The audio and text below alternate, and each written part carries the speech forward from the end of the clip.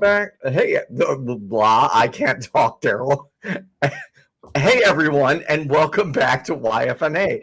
I'm your host, Ethan, and alongside me is Dr. Darrel Ray. Dr. Ray, how you doing? Well, I'm doing fine, except I've somehow got an echo going on here. Oh, no, that's not good. Let me just shut it down. That works. All right. We okay now?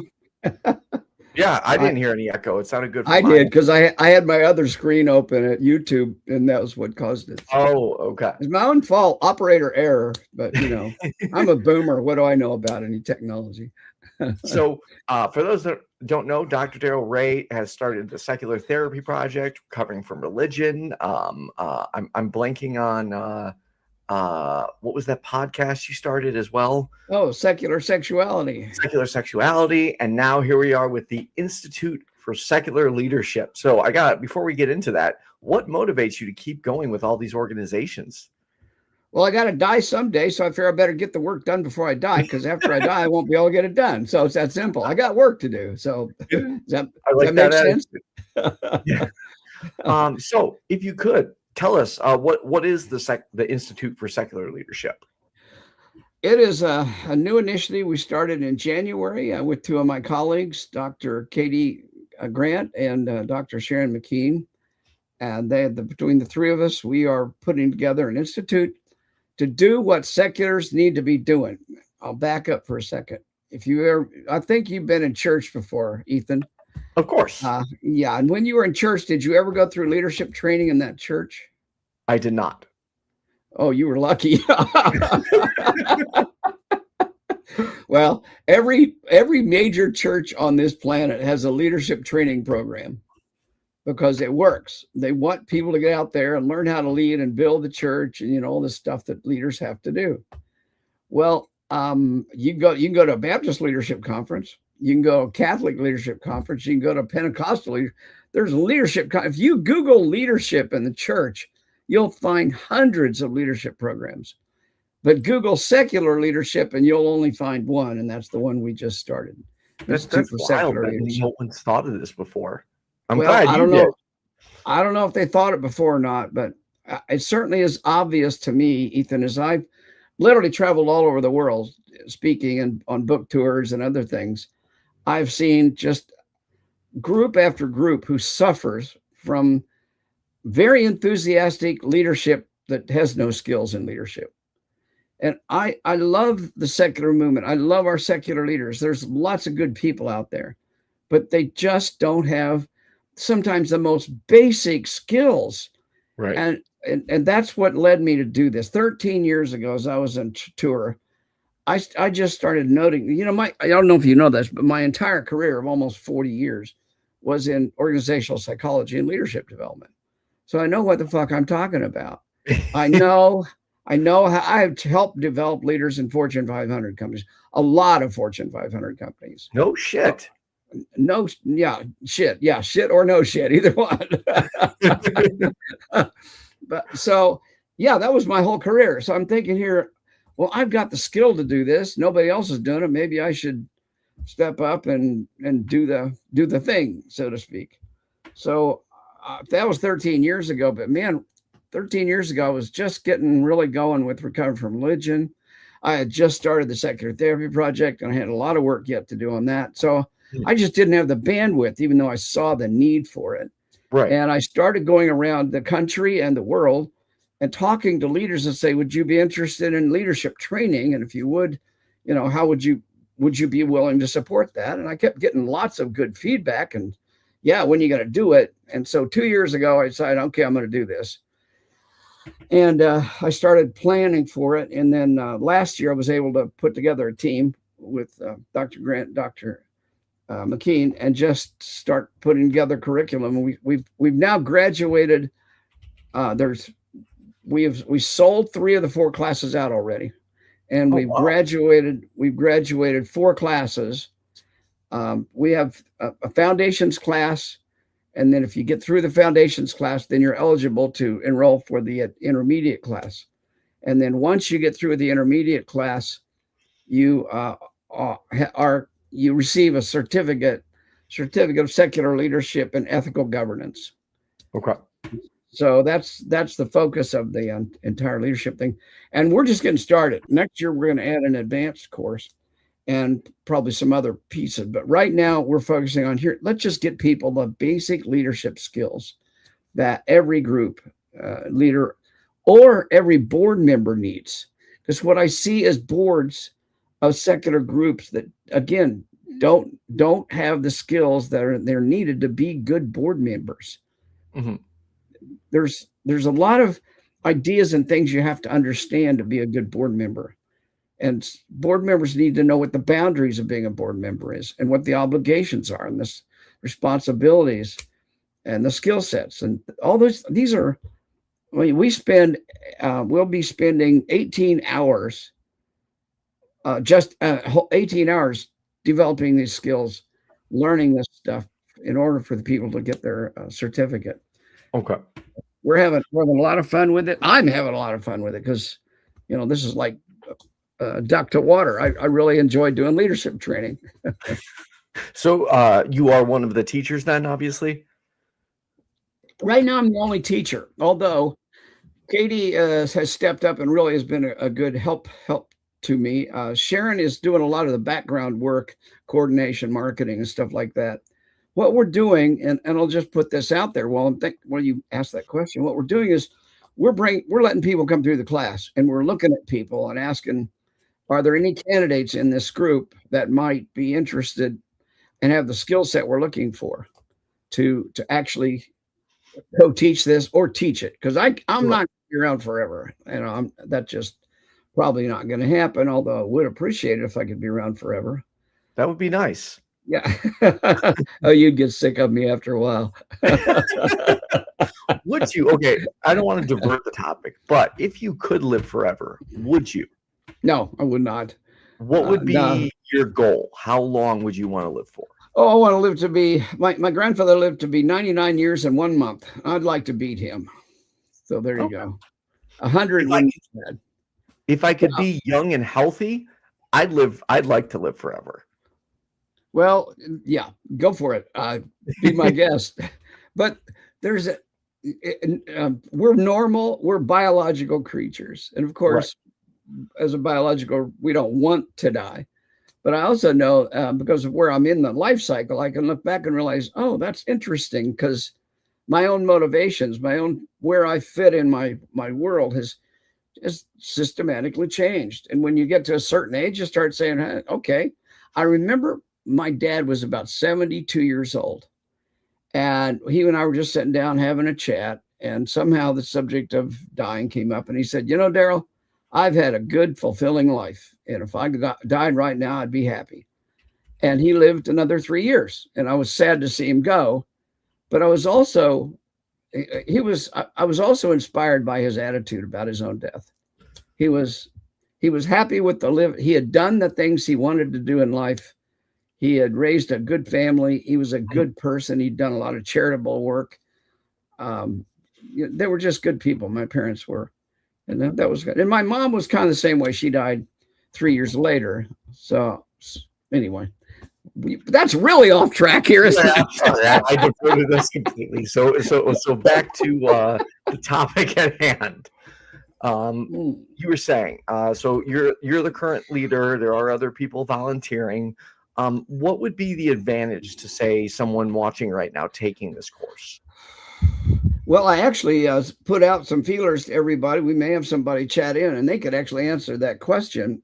But if you're interested in getting a firsthand view, not my view, but somebody who actually went through the course, there's a lot of people out there that we just announced the graduates of all the courses, and you could connect with them. But what they'll learn is what are the basic behaviors of leadership. Just because you've got passion and you want to lead does not mean you know how to lead. And we teach some really easy to learn basic ways of leading.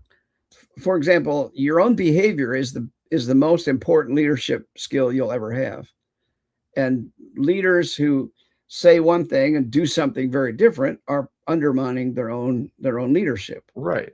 We'll talk about how you behave on social media. I see a lot of leaders undermining themselves on social media because you've got to be aware that every time, if you're a true leader, every time you open your mouth or do something, people are watching.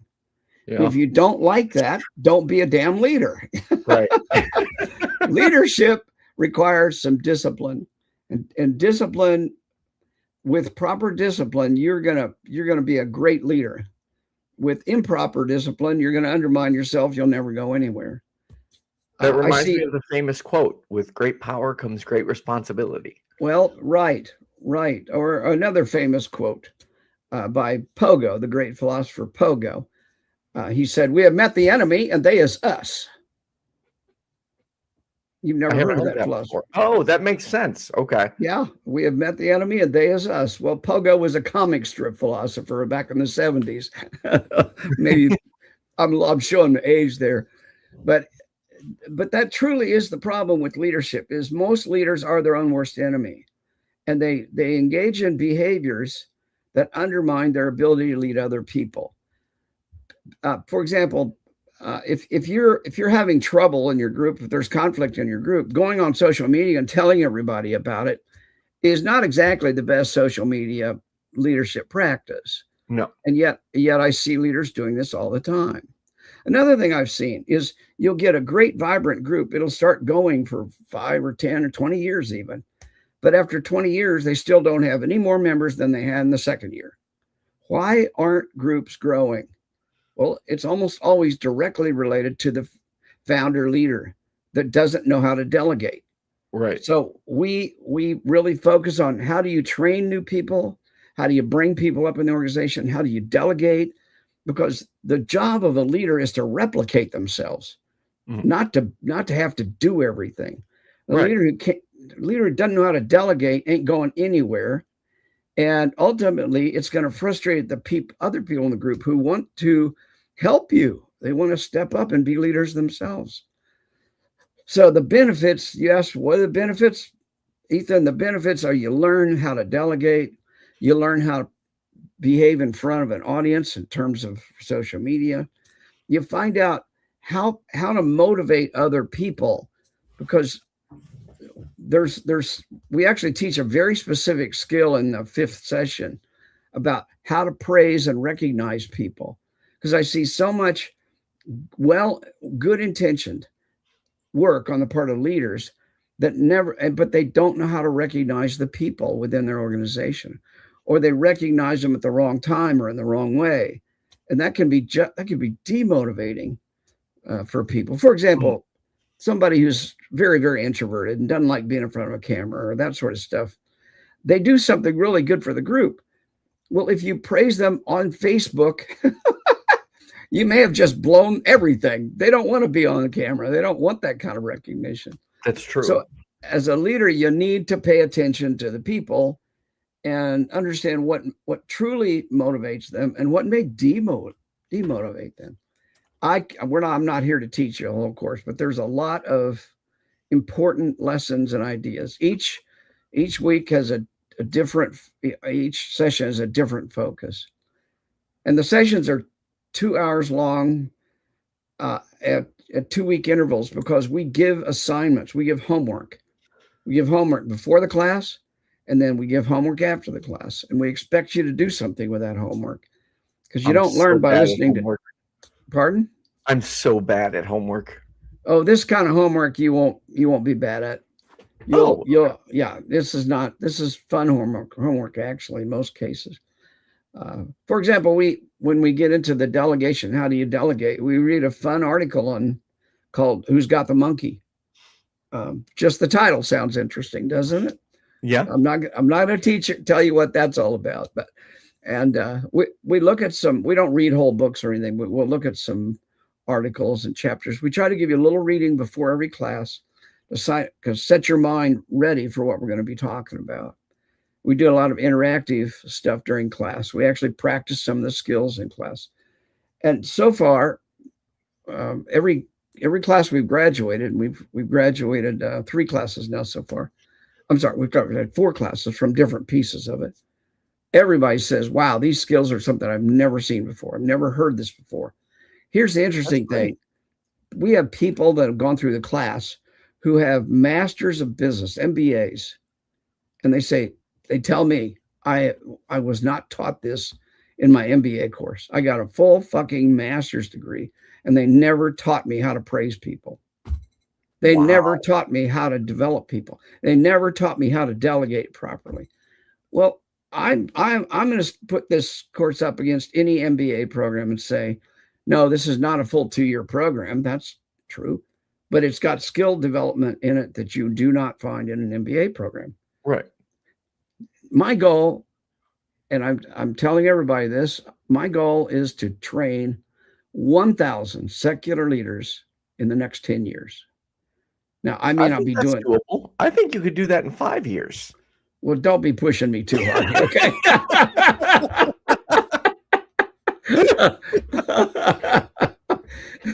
Okay, you just got assigned to be a co-trainer. We'll give you 400 people to train tomorrow.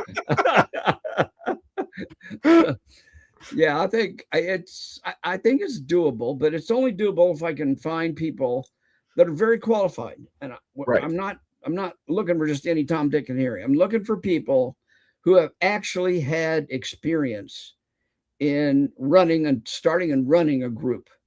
People who've got good presentation skills, people who can look at the curriculum and the outline that we have and follow it reasonably well. I'm not asking for clones, but I am saying that I have 40 years of experience here, and nobody else is going to come in with that level of knowledge and experience. Exactly. So you know what the fuck you're talking about. I want people to, be able to follow the outline and be flexible. I mean, it's an interactive course. There's questions, there's answers, there's practice. There's a lot of that kind of stuff we're going to be doing. Cool. So I do, for people watching, I do have the link in the description for secularleadership.org. You can click on there and get more information. There was also another link before we get back to the secular leadership, recovering from religion. What did you want to say about that? What was the announcement? Well, we just put it out today. We've been literally working for 3 years. Our IT people have been working on it. David Klinge is our leader in that area, putting together a vetted resource database, a library, if you will, of all the articles, books, videos on recovering from religious issues, religious trauma, religious indoctrination. Mm-hmm. And we've got articles of psychology. We've got articles on different religious recovery. A Mormon's recovery may be different than a Jehovah's Witness recovery and stuff like that. But we just announced it today. We have, I think, over 3,000 articles, books, videos in the database, and we've got a search. It's searchable, and it's nicely put together in the software. I'm not sure. I'm not big on. I don't know the IT stuff. What I'm saying, right. But if you go to Recover from Religion, hit the resource button, it'll come up, and you'll see. You can search for fear of hell. You can search for recovering Mormon or whatever, and you will get all the resources that we have. Now, the most important thing is a vetted resource. Our people, our team has looked at it and approved of this resource. It's scientifically valid. It's not going to bring you back to Jesus or anything like that. It's secular in its origin, for example. So we're very proud of it. It's taken us pretty much 3 years to put it all together. We've had the database for 10 years, but the getting it organized and get the software right has taken a lot more the last 2 or 3 years to put that together. So anyway, I just want everybody to know, if you know somebody, and anybody can access this, it's free. We put it together for people to access for free.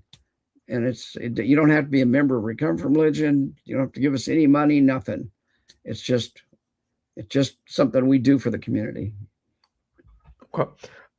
Cosmic Kyle says, by the way, Darrel, the God virus was revolutionary in developing my understanding of the why and how religious thinking spreads. Thank you. Good. Thank you. Cosmic, what was that? Cosmic Kyle. Kyle. Okay. Kyle, you just made my day. Thank you. Thank you. Do you send checks to people who have good things to say here, Ethan? Yeah. Yes. I put it in the mail. Okay. Tomorrow. $25 is coming to you, Cosby. No, good wishes. $25 worth of good wishes. Thank you. That was very kind of you. Really, Speaking of which, not to get off topic again, but where is all that money I was promised when we become evil atheists? I've been looking for it too. I don't know. I mean, I know where the sex parties are, but not what the money is.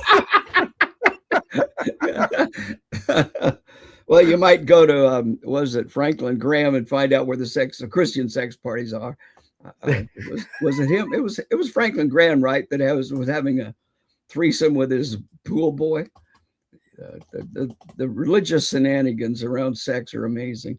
Oh, well, I'm glad you thought the God virus was revolutionary, because I was writing that. I read Dawkins, Harris, Hitchens, Dennett, and other people too. And I realized after reading all those books back in the mid 2000s that nobody was writing about the psychology of this shit. And why has nobody written a book? I mean, there's tons of psychology around this. And then I realized something, like that academics in universities are scared shitless of criticizing religion. So if you're a professor in a psychology department and you wrote the God virus, you probably would not get tenured. You might lose your job. Well, I'm not. I'm a psychologist. I'm academically qualified. I said, nobody's going to fire me because I'm self-employed. So I wrote the God virus, and I got that feedback over and over again, that people really found it revolutionized their thinking and help them heal, which led me then to start recovering from religion. Okay. So I would hope more people would read that book. I'm actually, it's almost finished being translated into Polish. It has been translated it was translated into Korean. We've got a partial translation into Persian, although it's not gotten finished yet.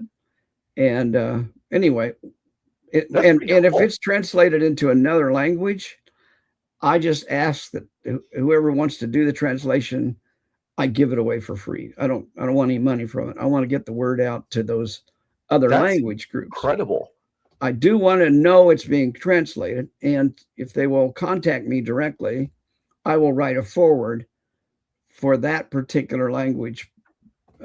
I just wrote the foreword for the God virus in Poland. I wrote foreword for the Korean one. So anyway, I'll write the foreword to it, so they'll know it's official. It's not just a pirated translation, I guess you could say. Pretty cool. Okay.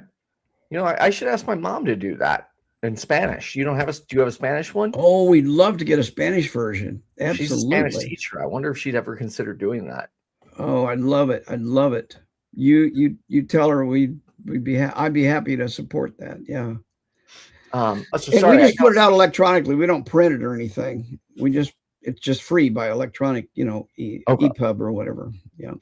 So I'm sorry, I got us off topic again. So what kind of man hours did you put into developing the secular leadership, their Institute for Secular Leadership? Thousands. Wow. I don't know, because I've been thinking about this for 13 years and my career was 40 years. How many man hours? I don't know.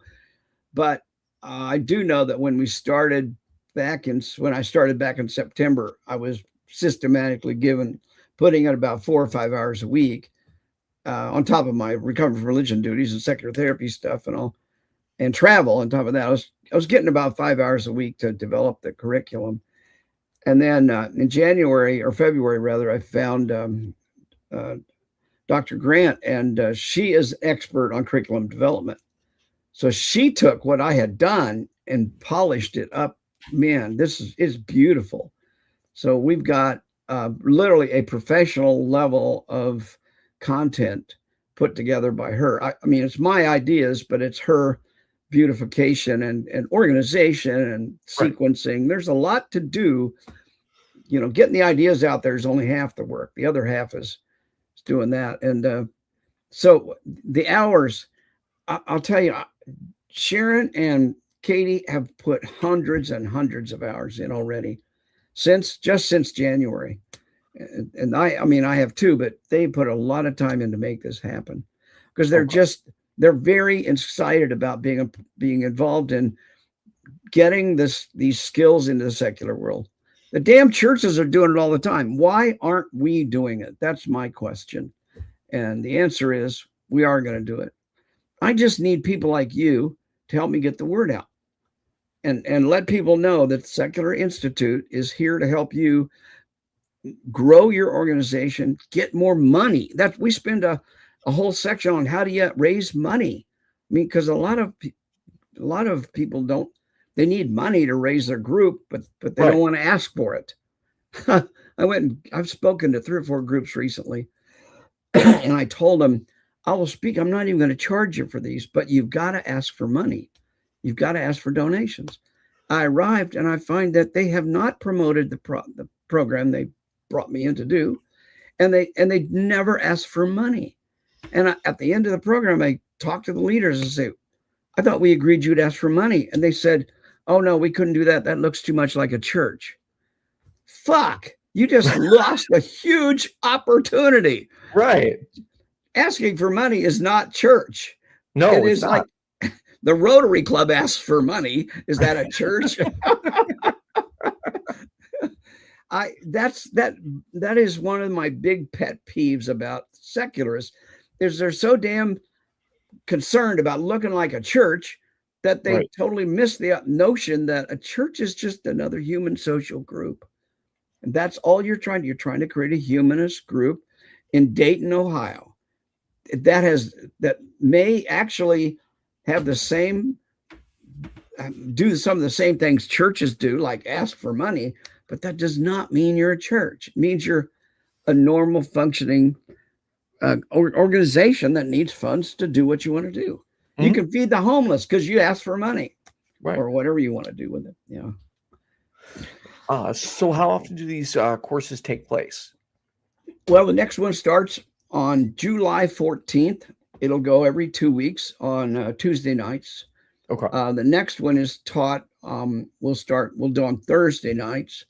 So we try to move it back and forth. The last one we just graduated was every 2 weeks on Saturday at about noon. We did that because we had some Europeans, and noon is about 6 or 7 o'clock at night in England. Okay. So the first 2 classes had participants from multiple participants from Canada, participants from England, Australia, and New Zealand.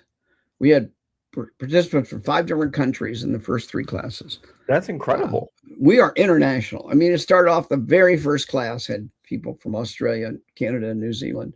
Wow. This is not a United States thing. This is a world thing. We need these skills everywhere, from Europe to Australia. And as we get better and get more capacity, we're building our capacity. We'll be able to run more classes even simultaneously. But right now, I'm the limiting factor. I'm the bottleneck because I'm the only one of you teach it. Yeah, I'm the only one of me. If I can clone myself, then that'll help a lot. But yeah, so about every 6 weeks, 6 to 8 weeks, we'll be cycling through another. Now you have to pass the foundations course, which is 4 sessions, 2 hours long over an 8-week time period, before you're allowed. Each week or 2 hours total? 2 hours every 2 weeks. Okay. So Thursday night, 2 hours. Next 2 weeks later, Thursday night, 2 hours. We put them 2 weeks apart because we want to give you time enough to practice the skills and think about it and do a little of your own research if you want. Every week is a little bit too often for people to really get out there and try some of these things out. So is it a handwritten test? Is it like a presentation test? Like how do you pass the course?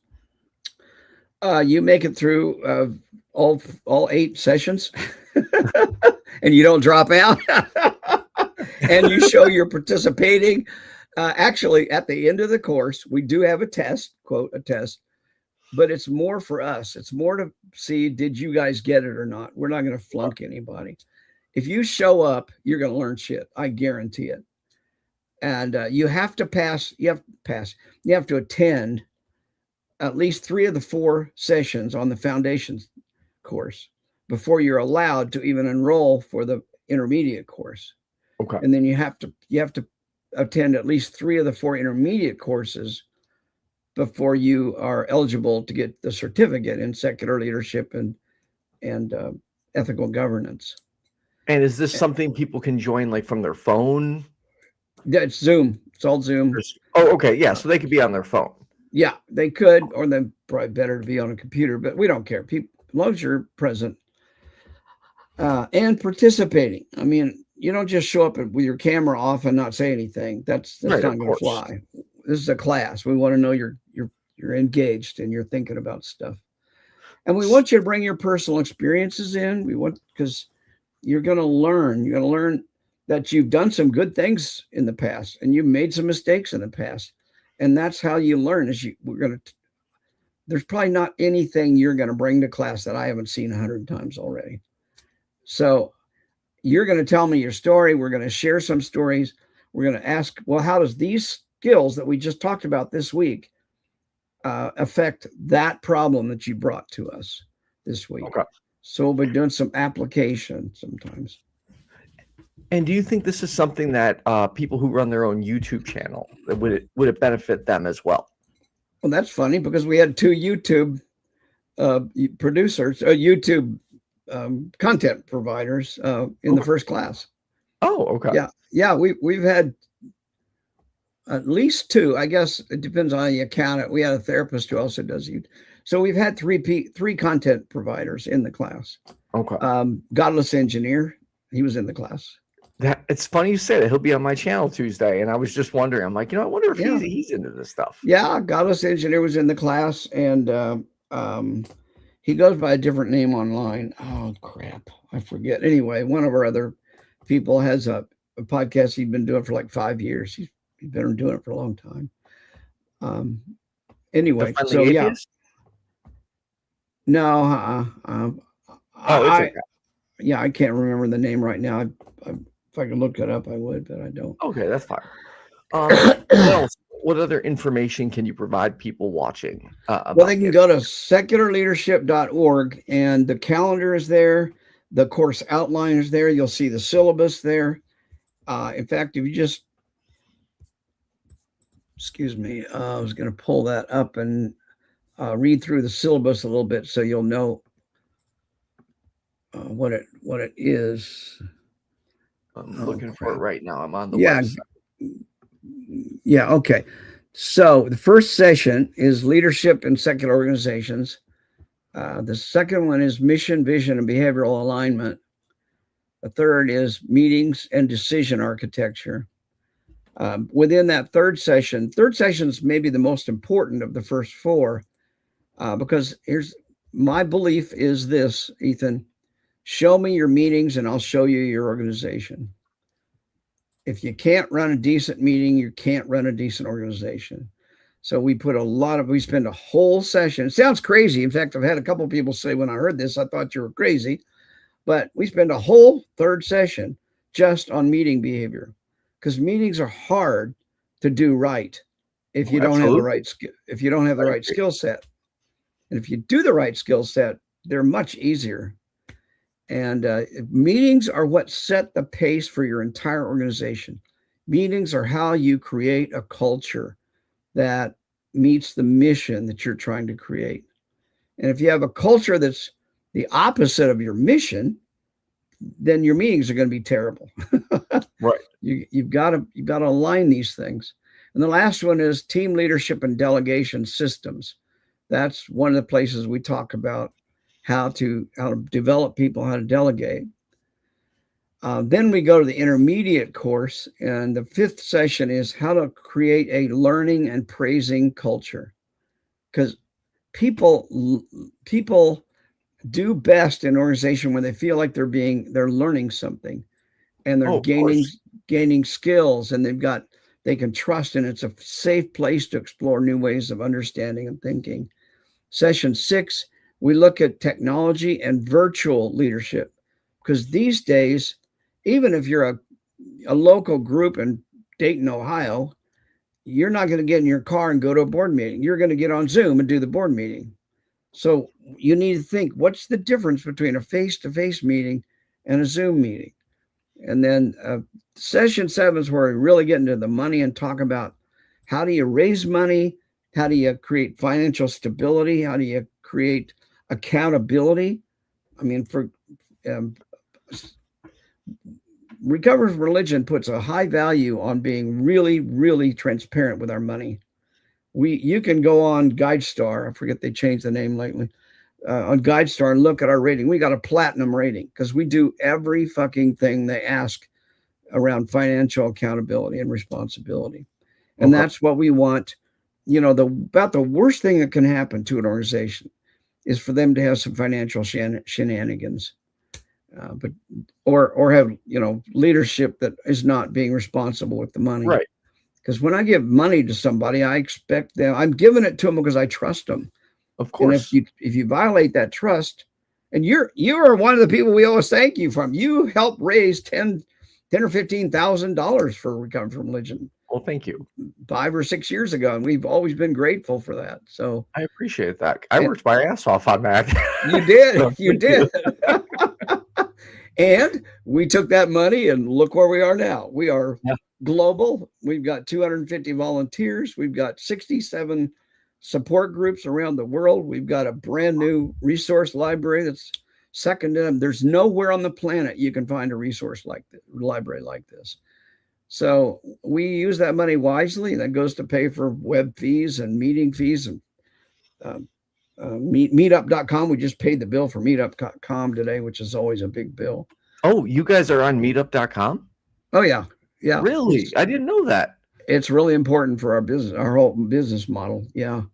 You go on meetup.com and said, look at religious recovery. We come right up and you can join one of our groups. And we've got groups that meet almost every single day. Some groups meet twice a day, around a month cycle. But yeah, we pay a lot of money to meetup.com, but it's worth it. We wouldn't do it if it wasn't worth it. And then our last meeting is conflict, ego, and leadership multiplication. You know, where are you going to take it? And how do you deal with, and we don't go deeply into conflict because there's a lot to talk about there. But my contention at the end of the 8 sessions is, if you've done everything else we've taught you in the first 7 sessions, then you will have reduced the potential for conflict in your organization by orders of magnitude. You're always going to have conflict. And we try to frame conflict as an opportunity for growth and learning. It is not a bad thing. It's a good thing. It doesn't feel like it when it's happening, but it's still a good opportunity, because usually it means you got something wrong with your system, not something wrong with your people. People are not bad. People are unskilled. People don't have a clear understanding of the mission. I mean, there's reasons why people aren't aligned, and you as a leader need to take some responsibility for that. Okay. Anyway, we'll be wrapping up in a few minutes. Is there any other things you wanted to cover on the Secular Leadership Institute? Well, yeah, I would like to kind of close out with a notion for anybody that's watching here. And that is, I've seen so many leaders leading like they were church leaders. So many of our secular leadership in our organizations came out of secular leadership. They were maybe ministers at one time, or Sunday school teachers, and they come into the secular world trying to lead in a way that's might work fine for churches, but you don't lead secular people in the way you lead a church. So one of the things I do in the training is I challenge people to look critically at their own thinking. And the shoulds, for example, you should or you shouldn't do something. The black and white, good, bad, right, wrong. Those are religious ways of leading. And I mean it, religious ways. You learned them when you were in church. You learned them from your high control environment that you came out of. And you need to unlearn those. And we're here to teach you how to unlearn those and become a more flexible thinker, more nuanced thinker. There's not one way to do anything. There's not one way to live your life. And that's an important component that we teach in the leadership process. All right. I think I've shot my load here today, Ethan. And I didn't even mention masturbation once. I mean, I've tried to discipline myself. And my face still turns red to this day when masturbation gets brought up. You were the first person ever to make me say the word masturbate on a public YouTube channel. Look at that. You said it twice already. There you go. What a great way to close the show. Darrel, don't disconnect. Everyone who's interested, the links are in the description. Dr. Darrel Ray, thanks for your time. All my patrons, especially Cindy Plaza, you rock. Thank you for your support. We'll be back here next Tuesday at 7 p.m. Central with the Godless Engineer discussing AI. Have a good night, everyone. Good.